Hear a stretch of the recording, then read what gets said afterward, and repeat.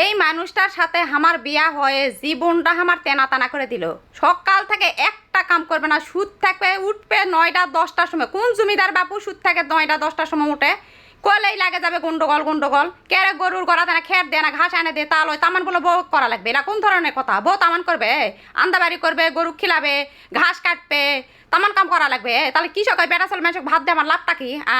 জীবনটা আমার তেনা তেনা করে ফেলো। দুটা চল যদি আমার না থাকলো নি, কোন দিন যে একে হেঁটে দিল নি তার ঠিক নাই।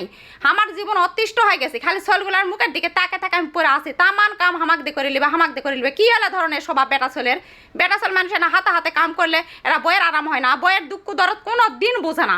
খালি যত কাম মুখ দিয়ে করে নেওয়া পারলে শান্তি। মায়ের শাসন নাই। বাপরে মোর সাউর কবে থাক থাক থাক, মোর চলটা করবে না, তুই কর তুই কর।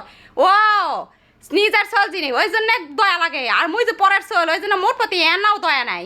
খালি বেটা কেনকে আরাম দেওয়া যায় সে ধান্দা। গরু কেনা পানি খিলালে কি হবে? হাতটা কি ক্ষয়ে যাবে?